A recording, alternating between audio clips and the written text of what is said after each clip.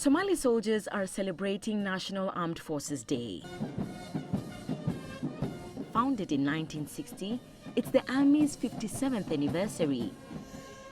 There are 40,000 troops in Mogadishu and the surrounding regions. But despite this, the Army has struggled to secure the country.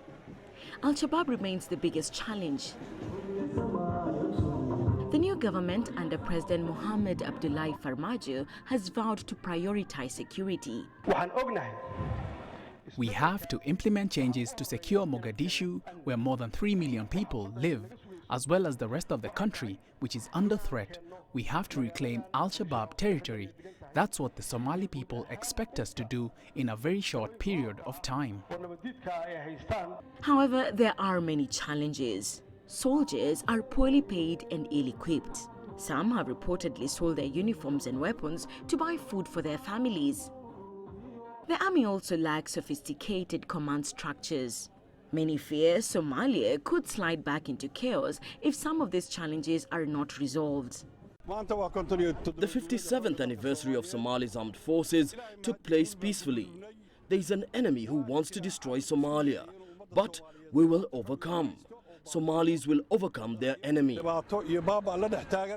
President Farmajo has announced several measures to fight al-Shabaab, from offering amnesty to declaring war on the militants.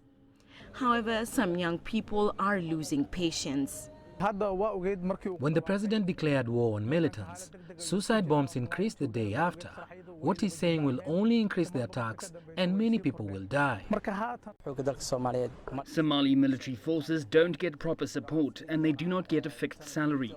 I don't think al-Shabaab will be overcome within 2 years or even 20 years. Last week, President Farmajo replaced the country's military and intelligence chiefs. He also instructed the army to prepare for a new offensive against al-Shabaab. Mwongeli, CGTN. Let's discuss this further now with George Musamali. He's a security analyst who's joining us here in our Nairobi studios. George, thank you for joining us on Africa Live. Now, the Somali President Mohamed Abdullahi has asked al-Shabaab to lay down their weapons and assist the government and the citizens, as it were, in nation building. In your view, though, is there room here for a negotiated settlement to end the insurgency in Somalia? We've tried that before and it has not worked, and I don't believe that it's going to work this time around. Because as you see, he has just talked about laying down their weapons. He has not opened a window for negotiations. And I believe the best thing he could have done is opened a window for negotiations with al-Shabaab, though we know in some cases that this kind of window is normally used by the terrorists to rearm. But I believe what we've witnessed in Somalia for the last 20 years, we've used military might, and this is not working. So I suggest, or I believe that if we open a window for dialogue, it might at least move us a few steps forward in dealing with the al-Shabaab menace in the Horn of Africa. But as it is right now, he has just ordered them, he has requested them to lay down their arms. The other day, he gave them a 60-day amnesty, and he said that they're going to be met with military might unless they heed to his amnesty and surrender their arms. So I believe we are not yet away from seeing an al-Shabaab that will still carry out attacks inside Somalia. So we're seeing the Somali president asking for a negotiated settlement here with the al-Shabaab, asking them to lay down their arms. And we've also heard the Nigerian president saying that his government is going to maintain some sort of negotiation with Boko Haram in order to have the girls, the remaining girls, released. How viable are such approaches, though, considering that both al-Shabaab and Boko Haram remain vibrant? The principle of negotiation is not something we are seeing for the first time in the war against terrorism.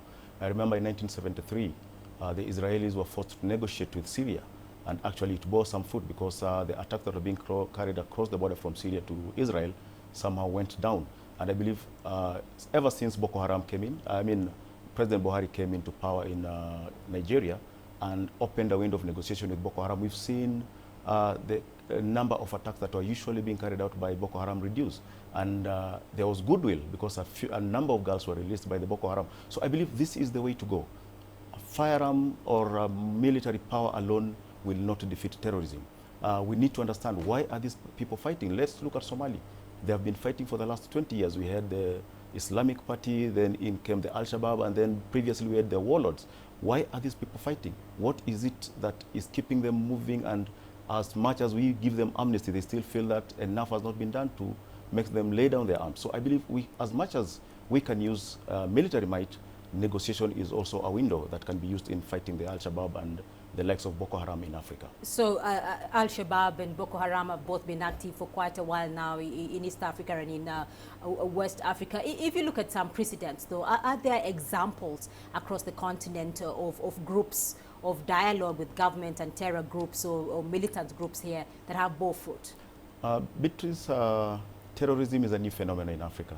And as we speak right now, we have only 5 active theaters of terror in Africa. We are talking about Somalia, we are talking about Mali, we are talking about Nigeria, we have Egypt and Tunisia. We can also add Kenya there because we've borne the brand of these terror attacks. And I believe this being new is the first time that Nigeria is trying it, and so far it has not succeeded, but it's moving towards solving the Boko Haram menace in Nigeria. And I also believe that if it happens in Somalia, though we don't know who to negotiate with in Somalia, because so far we don't have a structured form of a team within the al-Shabaab.